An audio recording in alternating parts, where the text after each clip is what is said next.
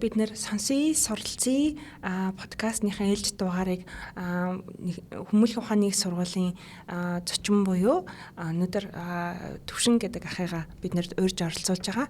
За энэ өнөөдрийн арга хэмжээ бол Нэгдсэн үндэсний байгууллагыг үүсгэн байгуулагдсны 80 жилийн арга хэмжээтэй холбогдуулан НҮБ ба Монгол улс за тэр дундаа энхийг сахиулах ажиллагааны талаарх мэдээллийг бидэнд багахан одоо товчхон ярьж өгнө гэдэг өнөөдөр зочин Төвшин ахыгаа оролцуулж урьж байна. За тэгэхээр өнөөдөр та бидэнд бас энэний өмнө эднүүдд маань бага хэмжээний лекц сонирхолтой лекц бид нар ороод ингээд өнгөж орж ирж байна тийм ээ. За тэгэхээр энхийг сахиулах ажиллагаанд Монгол ер нь ямар үүрэг оролцоотой байгаа юм. За бид нэр ер нь хизэнээс энэ энхийг сахиулах ажиллагаанд оролцоод монголчууд одоо маш их нэр хүндтэй гэдгээр ингээд явж ин гэж тийм. Тэгэхээр энэ талаар бид нарт ярьж өгнө. За маш их баярлалаа. Сонсъё суралцъя гэдэг бас нэр их гоё юм байна. Тэгээ подкастын нэр тэгээд подкастт бас өргөж оролцуулж байгаад их баярлалаа. Тэгээд Нэгдсэн үндэсний байгууллагад Монгол улсын оролцоо бол их өргөнөлтөө. Монгол улс Нэгдсэн үндэсний байгууллагад илсэн. Тэгээд түрүүн одоо бидний амар сайхан урандаагийн одоо бас ижил лекцэн дээр басан 1994 оноос эхлээл одоо энхийг дэмжих ажиллагаанд оролцсон хүсэлтэд явуулж исэн. 1996 онд бас л одоо хүсэлтэд илэрхийлж исэн байсан. 2002 онд бүр одоо цэрэг цагдаагийн албаа гишийг энхийг дэмжих ажиллагаанд оролцуулах тухай хууль батлагдчихсэн гэдэг. Ер нь л тэр үеэс эхлээл Монгол улс энхийг сахиулагч нараа энэ дэлхийн энхийг үлсэд бас оролцуулъя гэдэг ийм одоо хүсэлтэй байсан харагдаж байгаа. Тэгээ хамгийн анх одоо бас манай хоёр ажиглагч офицер ус эрүүл цэнгэл урандаа даадорч урандаа хоёр ус Конго улсад үүрэг гүйцэтгэж ирснээр одоо бас яг бичилж Монгол улсын зөвтгчнээс одоо үүрэг гүйцэтгэж ирсэн хүмүүс байдаг. За түүнтэй авцуулаад Аригчаа гэдэг генерал байсан. За Аригчаа генералын одоо хувь нэмрийг өнөөдрийн энхийг сахиулах ажиллагааны одоо өдөө зэрэгтэй болоход маш том дэмжлэг үзүүлсэн гэж одоо бас бид бүхий ярьдаг. За оролцооны хувьд бол одоо ажиглагч офицерууд үүрэг гүйцэтгэж байна.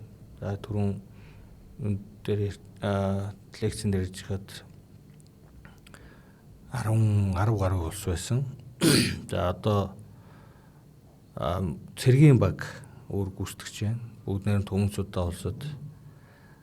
За штабын офицерууд мөн офицер ахлагч нар үүрэг гүйцэтгэж байгаа. Өнөөдрийн байдлаар бол за Нэгдсэн үндэсний байгууллагын төв байранд бас манай Монгол улсын 3 офицер ажилладаг.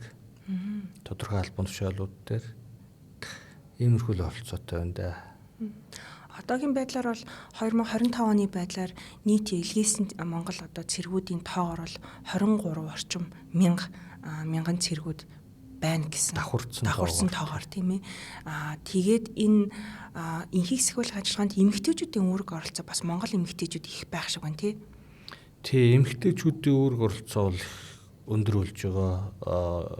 Монгол улстай төдийгүй олон улсад эмэгтэй цэргийн албаагч энхийг дэмжих ажиллагаанд оролцож байгаа. Одоо жишээ нь НҮБ-ийн төлөөлөгчөөр байгаа 3 офицерын 2 нэгтэл эмэгтэй цэргийн албаагч байдаг. За тэгээд цэргийн ажиглагч офицерууд бас эмэгтэй цэргийн албаагч явдаг. Штабт бас мөн адил явдаг. За мөн цэргийн багт яг одоо эрчүүдтэй адилхан үүрэг гүйцэтгээд бас манай эмэгтэйчүүд явж идэг бас төсвөр хатуужлалтай үүрэг хариуцлага өндөртэй бас манай Монгол эмэгтэйчүүд бас давуу талтай. Дэлхийд одоо монголчууд нэг хүнд оногдох энхийг сахиулах ажиллагаанд илгээсэн цэргийнхэн тоогоороо бараг топт 1 2-тоо орчиж ийн гэж ойлгоод байгаа шүү дээ би. Яагаад тэгэхээр одоо ингээд топ улсуудыг ингээд аваад үзэхээр за жишээлбэл Хятад гэдэг юм уу жишээлбэл Индийч гэдэг юм уу улсууд байна шүү дээ. Тэр бумгаар гэтэл тэр бум хүнтэй улсууд бол жилд дөнгөж 3,000 5,000-ыг илгээж яхад монголчууд бол жилдээ 900 мянгаар нийлгээж ин гэдэг чинь өөрөлдөл топтой орж ин гэж ойлгож байна тий. Ер нь яагаад энэ ихийг сахиул ажиллагаанд оролцохын одоо ач холбогдол нь олон улсад энэ Монгол улсын байр суурийг нэр хүндийг өсгөх гэж ойлгож болох уу? Эсвэл одоо энэ угаасаа л нөгөө дэлхийн тавцанд бидний гүйцэтгэх үүрэг энд дайны дэлхийдээ бид нэр их тайвныг тогтооход ач холбогдлоо өгж ин гэж ойлгох уу? За энэ бол хуулиндаа Монгол улс одоо өөрийнхөө аюулгүй байдлыг улс төр дипломатын аргаар хангана гэж одоо заасан байгаа шүү дээ. Тэрний одоо бас нэг хэрэгжилт нь юм да. Одоо олон улсын байгууллагад бас оролцоогоо өргөжүүлэх, оролцоогоо нэмэгдүүлэх гээд яг нь нэгдсэн үндэсний байгууллагын ажиллагаанд оролцсноороо бас маш олон давуу талтай л да. Яг нь сөрөг талч бий. Гэхдээ эхлээд давуу талын ярихад нэгдүгээр тэр ажиллагаанд бэлтгэж байгаа цэргийн албаагчдын сургалт бэлтгэл чанарч байгаа. Маш их юмыг сурж мэдж байгаа. Тэгээд сурж мэдсэн цэргийн албаагч гэдэг чинь эргэл Монгол улсын байлдах чадвар гэж нэг асуудал гарч ирж шүү дээ. Тэгэхэд л тэрэндээ л сургатаад бэлтгэхтэй байна гэсэн үг. Тэгэхээр одоо Монгол улсын хэрвээ одоо дампих өгөгдөл үүсвэл бас байлдах чадвар тодорхой хэмжээгээр бас хангагдж идэг. Ер нь бол цэргийн албаагч өдөр тутмынхаа сургалтаар бие үлдэрээ болон онлайн мэдлэгээ нэмэгдүүлж илдэг л та. Энхийг дэмжих ажиллагаанд оролцсноороо бол яг олон улсын цэргийн хамтын ажиллагаанд бас үр гүйцэтгэх сурж байгаа гэсэн олон улсын цэрэгтэй хамт. Бид нар ч одоо байнга тэгээд чадахгүй шүү дээ Монгол улсад тийм ээ. Тэгэхээр одоо хамтарсан эргүүл цуваа түрүүний одоо миний лекцэн дээр бүслэн нэгж ажиллагаа ч юм уу. Гэмчлэнгийн ажиллагаан дээр бас олон улсын цэргийн байгууллагатай хамт хамтарч байгаа. Хаан күс тэгээд хааны ярилгээд олон улсын сургууль бас маш олон жил явагдаад Монголд явагддаг. Тэгээд энэ дээр одоо бас маш олон орны цэргүүд ирж энхийг дэмжих ажиллагааны арга тактик сургалтанд бас хамрагддаг. Тэгээд магадгүй одоо энэ бидний өөр сайн гүйцэтгэдэг болохоор биднээс сурах гэж ирд юм болов уу гэж боддог шүү дээ. Тэгээд за штабын офицер ахлагч нар бол яг л өөрийнхөө мэдлэг мэргэжлийнхаа хэмжээнд бие дааж үр гүйцэтгэдэг гэсэн. Ажиглагч офицерууд бол мөн адил бас бие дааж үр гүйцэтгэдэг. Гэхдээ одоо бид нэр явахдаа нөгөө дипломат паспорт биш үү? Ногоон паспорттай явдаг хгүй. Тэгэхээр бид тэр нэг улс орноо төлөөлж байгаа дипломат одоо үүрэг хариуцлага хүлээж тэр үүргийг одоо улс орныхоо өмнө биелүүлж байгаа л гэж одоо боддог шүү дээ. Тэгэхээр энэ нөгөө улс төр дипломатын аргаар аюулгүй байдлаа хангана гэдэг бас нэг тэр одоо хуулийн үндсэлтэл одоо бид нэр бас нэг хөв нэмрээ оруулж байгаа юм болов уу бодож штэ. Нөгөө талаасаа бас нэг ийм асуудал байгаа юм тий. Одоо жишээлбэл энхийг сахиул ажиллагаанд оролцож байгаа цэргүүд ямар байна, ямар үүрэг хариуцлагатай байна, ямар маш өндөр үүрэг хариуцлагатай мэдээж яргаар нь ажиллана. Түүндээ маш олон улсууд буюу 120 орчим улсууд ингээд энхийг сахиулах ажиллагаанд оролцож байгаа тийм ранкаараа.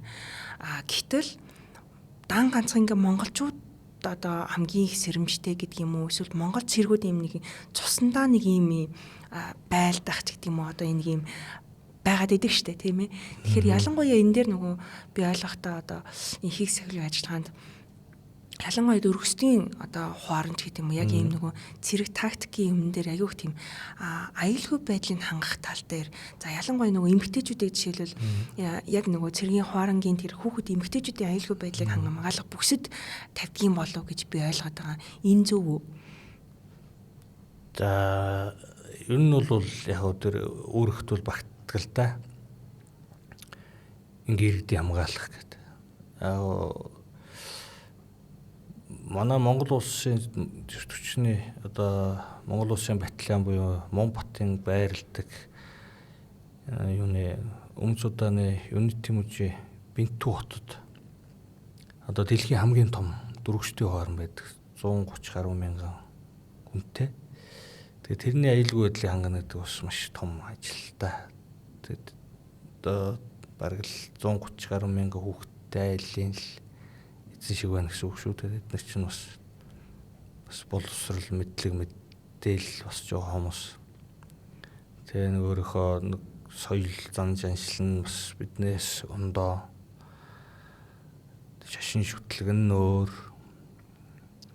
Тэгээ манай удирдлага зэргийн баг явахаас өмнө бас бид бэлтгэлээ бас сайн базаадаг л та. Тухайн одоо улсын соёлыг маш их судалдаг.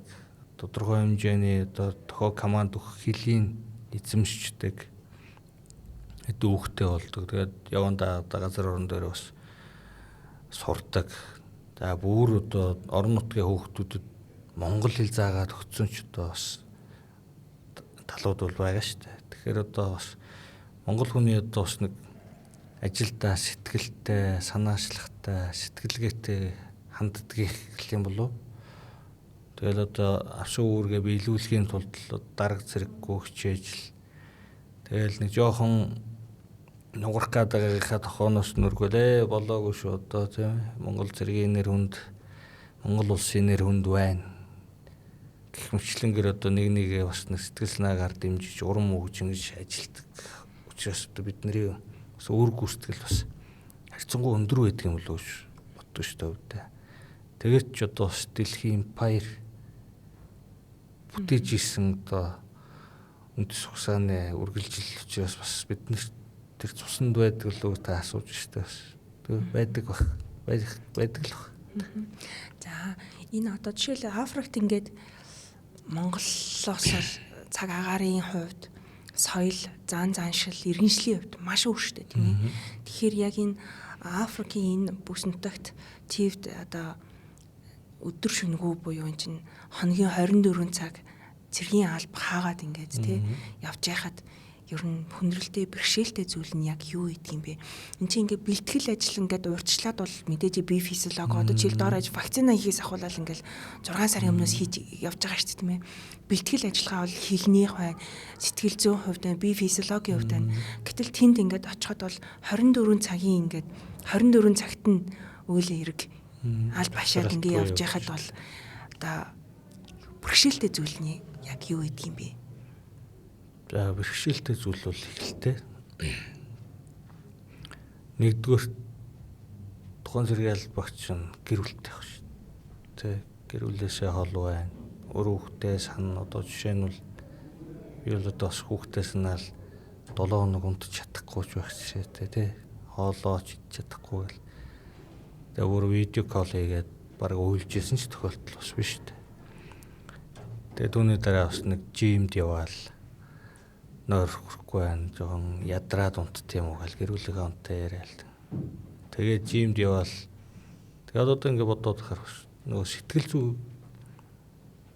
нөгөө дарамтанд орцсон. Тэгээд тэрийг тэр тасгал хөдөлгөөнөөр эмчилж ийсэн нэг юм бас тохиолдол байгаа байхгүй юу гэж харахад. Тэгэхээр над бол нэг тийм тохиолдлууд гарч ирсэн. Тэгэхээр бусд бол бас бэрхшээл гарна шүү дээ. Мэдээж одоо гэр бүлийнхээ хүнтэй бас үл ойлголцох тийм ээ. За гэрээсээ хол бас нэг эдийн засгийн асуудал гарах. За мэдээж одоо сорвогийн жамаар ар гэрийнх нь одоо өөд болох. За бас шинэ хүн мэдлэх гэдэг ингээд тухайн цаг үед бол хүн тохиолддог бүх юм тохиолдно.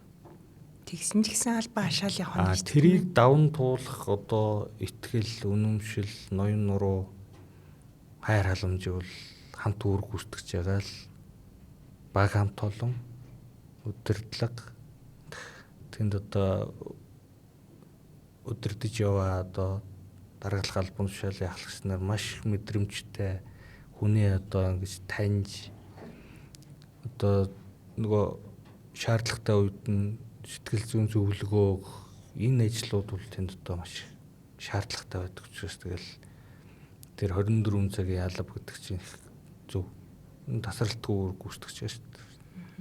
Тэгээ одоо жишээлбэл энд бол цэргийн хооронд одоо аль башлаг гэхэд бол майхан савтай байна. А тэнд ямар орчинд амьдрах уу? Одоо одоо жишээлбэл шумуулнаас яаж хамгаалдаг юм өөртөө? За яг шумуулнаас бол яг явахаас өмнө бид нар чинь бас нэг спрей цацлаг, тос, түрхлэг гэдэг юмнуудаа бас аваа авчихна. Мэдээж одоо хөв хүн өөрөө яг шумуулын идэвхжлийн үеэр одоо биеийн хэсэг ил гарсан хувцс өмсгөөс бас зайлсхийс битүү хувцсуудаа өмснө. Одоо шумуулын толгооны тороо зүүн гэмшлэнгээр л хамгаалж байгаа. За эхний хоёрын ээлж бол монголчууд майхан тамтарч ирсэн шүү дээ. Майхан гэдэг нь одоо зүгээр л одоо бид цэргийн ногоон майхан да. Бороотой тэгэл нөгөө халуун наранда ч гэсэн тэгэл тэднэр өнөөдрийг авчирч өгчл бас тэднэр чинь тийм зөрөг төвчээр гаргаж ил байсан байгаа байхгүй. Тэгэл Монгол улсын төлөө, Монгол улсын нэр хүнд, Монгол улсын зэвсэгчин бас нэг жоох юмнаас шантраад ингээд ажиллагаанаас болио буцаагаа явчихдгүй байна гэдгийг бас харуулах. Тэгэл ер нь бол өнөөдрийг л авчирсан хүмүүс бол тэднэр шүү дээ. Одоо бол нөхцөл өөр гоё шүү дээ. Кондишнтэй тийм сэндвчин байрладаг. Хөө тийм үү. Сэрүүхэн. Тэгээ нөхцөл харьцангуй дарах юмдаа тэгээд 10 гаруй жил болчихж байгаа ажиллагаа. Тэгээд энэ чинь монголчууд маш их өөрсдийнхөө ажиллах, амьдрах орчин өөрсдөө санаачлагаар их бүрдүүлдэг шүү дээ. Жишээ нь одоо өмнөх нэлээд дээрх нээлжтүүд очих чинь л зам борооны улирал чинь нөгөө шалбаагтай тэгэл усны гуталтай нөгөө шалбаага шавхаагаа туулаад явдаг шоо. Сүүлийн жүүдээр ингээд очихч мараам гэдэг нэг тийм шороо байдаг. Орон нутгийн шороо л доо. Тэгээ тэрүүгээр одоо блок тоосгоч хоод зам тавиад бүр том чагсаалын талбай бүтээсэн ч баг шүү. Тэгэхэд бол бусад нөгөө цэргийн багийнхан бол шавартал байж л. Тэгэхэд Монгол цэрэг бүтээлчтэй өөрөө өөрөө би түрүү хэлсэн сэтгэлтэй, санаачлагтай ингэж л ажилладаг хүмүүс. Тэгэл өөрсдөө орчин бүрдүүлэл бас тухай бас хангаж л байгаа л да. Тийм нөгөө бичлэг YouTube дээр хийсэн Монгол цэргүүдийн аль багшж байгаа газруудад Африк хүүхдүүд Монгол дуулж исэн тийм маамуу наашраас ахуулаад тэгэхээр хаага байгаа газраа маш эрэг орчин эрэг одоо уур амьсгалыг бүрдүүлж чаддгийм болов гэд. Тэг би сая таны лекцэн дээр сонсож байхдаа Монгол улс чинь ямар сайхан ямар эрч хүчтэй ямар ухаантай ямар төсвөр хатуужлтай цэргүүдтэй юм бэ.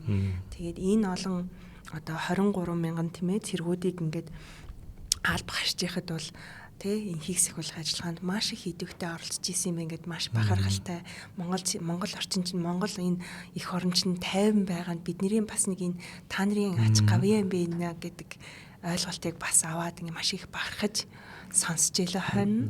Тэгээд та бүхэндээ бас цаашдын ажил амьдралд нь тийм ээ инхийг сахиулах ажиллагаанд Монгол хэлний бас энэ аюулгүй байгаа нь та бүхний бас ач гавьяа юм байна гэдэг ойлголтыг аваад маш ингээд сэтгэл маань зүрх маань бас огшиж байлаа. Тийм. За тэгээд таны одоо аль багшчихаа та яг ер нь аль улсад нь аль багшж исэн бэ инхийг сахиулах ажиллагаанд тэгээд аль багшчихад ингээд маш юм нэг юм за энэ л тэ айгүй юм Монгол хүний бүр бахархал байсан бэ шүү гэдэг юм бүр нэг юм сэтгэл огшоос нэг юм мэдрэмж нэг төрдөг штэ хаяа тийм үе байсан уу танд? Байлгүй хөө. За яг миний бас нэг лекцнээс бас нэг тийм огтхон ойлгож авсан баярлалаа тий. Бид Монгол цэрэг бол ер нь л тийм л байгаа, тийм ч байна. Бүрч одоо илүү л болохын төлөө л одоо бид нараас дээр дөрвөл одоо хичээж л өдөр тутмынхаа үйл ажиллагааг хангах гэж л одоо оролдож явж байдаг. Монгол хүний нэг тийм чанар ба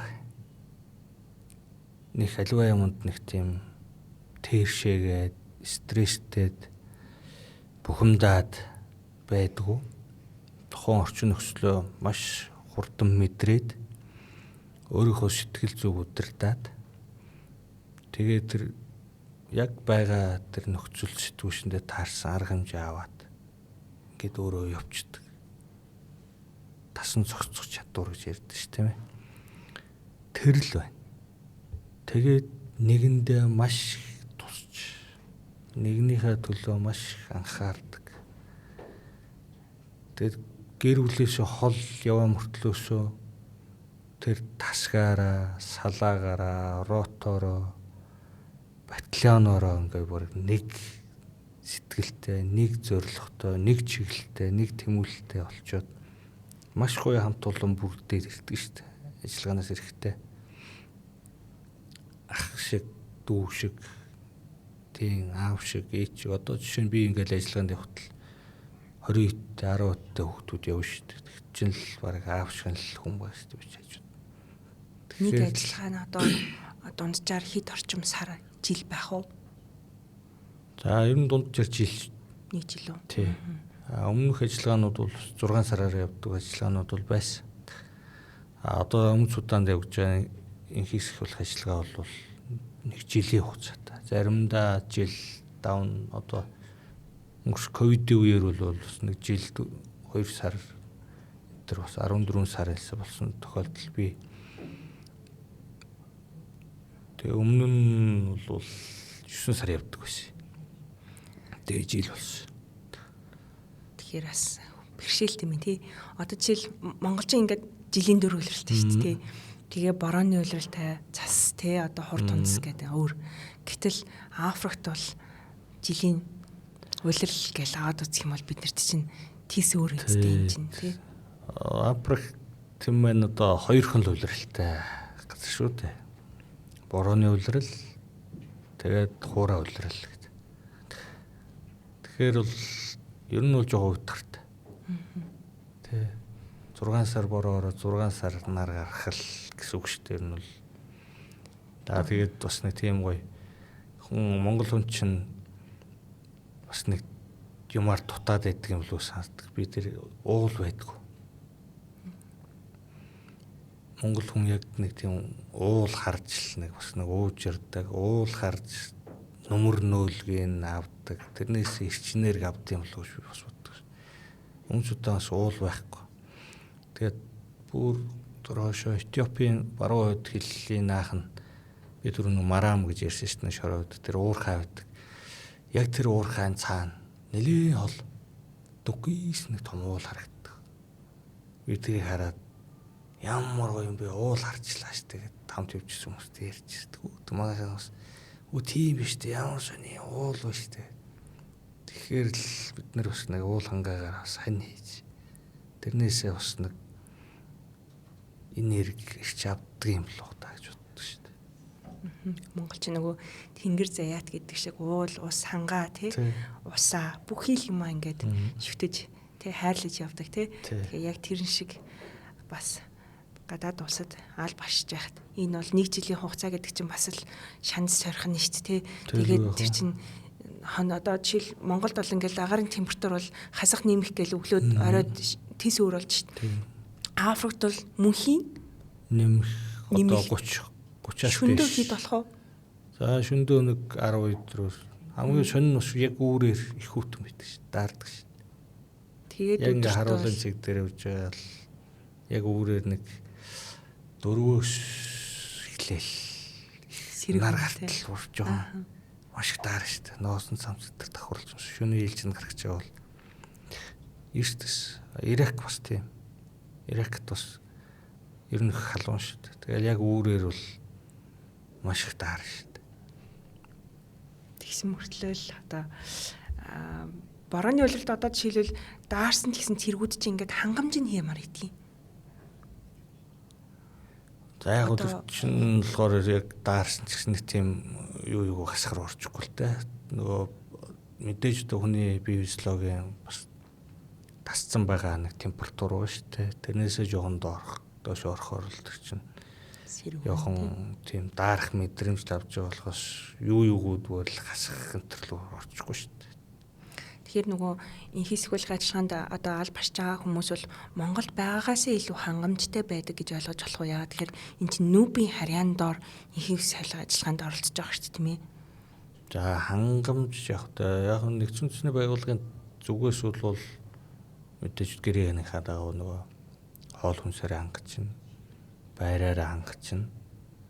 Тэгэл одоо цэргийн үнд чинь нэг тийм өөр идлүүтэн хэрэггүй байдаг шүү дээ. Тэгэл яг нэг тамхи тарай эндээс аваа авчин нэг $5-10 авч яваад орон нутгийн мөнгөөр солиулаад тэгэл нэг тамхи татган худалдаа авчин. Тэгээ нэг хаяа нэг газ томдоо авчих үе бас сонь шүү. Хоол ямар хоол яах вэ? Хоол бол гайгүй. Эхний ээлжинд үед бол жоохон хэцүү байсан гэдгийг. Яг тэгтээ хоолыг бол монголчууд өөрөөсөө хийдэг шүү. Өөртөө хийхгүй. Тэгэхээр үндснийхөө өөртөө хоол. Тийм тогоочнд альбом тушаал дээр бэлтгэгч альбом тушаал дээр хүмүүс өөртөө явдаг байхгүй. Өөр явхаас өмнө энд нөгөө тогооч нарын холбооны сургалтад хамруулна, мэрэгжилгүй бол тэгээд их чинь ажиллагаанд явснараа бас давхар мэрэгжил эзэмших боломж нь гарч ирж байгаа байхгүй. Тэгээд Монгол хоолойд нь тэгээ бүр яг нэг өдрийг бүр онцгойлоод нөгөө Монгол хоолны өдөр болгоно. Тэгэл ер нь л гэртээ энэ гадуур бид нэр ямар хоол иддэг лээ. Тийм л хоол бар гэдэг шүү дээ. Энэ хоолны хангамж бол одоо сайхан болсон. Сонирхолтой юм аа. За биднэрт маш сонирхолтой бөгөөд туршлагаасаа чин сэтгэлээсээ биднэрт ярьцлага өгсөнд танд талархлаа. Тэгээд бидний урилгыг авч оролцсонд танд баярлалаа. Тэгээд таны цаашдын ажил үйлс хөдөлмөрт нь эрүүл мэндэд нь сайн сайхныг хүсье. Баярлалаа танд. За баярлалаа. Ингээд подкастт урьж оролцуулсан та бүхэнд маш их баярлалаа. Тэгээд подкастын нэр их гоё таалагдлаа. Сонсъё сурыг. Тэгээд танай байгууллагын хамт олондод бас хийсгүүлэгч нарын бас тэргүүн дээр явдаг. Энэ цэнгэр малгай байгаа газар инхтэй өн оршиж байдаг. Учираас одоо дурсгал болгоод энэ цэнгэр дуулгатнуудын бас нэг блубрит гэдгийг цэнхэр брэйтийг дурсгал болгож өгөө. Тэгээд та бүдийн эрдмийн ажилд нь өндөр амжилт хүсье. Тэгээд хамгийн их гоё таалагдсан оюутан суралцагчдаа бас эх орноороо бахархах, эх орноо оромж байх. Тэгээд одоо манай Монгол цэргүүд үүрэг хэрхэн гүйцэтгэдгийг талаар одоо ингээд над ярих боломж олгож тэгээ миний одоо тэр ярьсан зүйлээс бас тодорхой хэмжээний бас ойлголт авсан юм шиг байна тий. Тэгээд энэ боломжийг олгосон танай хамт олонд баярлалаа. Тэгээд сургууль мөржүүлэх үүсэнд өндөр амжилт хүсье. Баярлалаа. За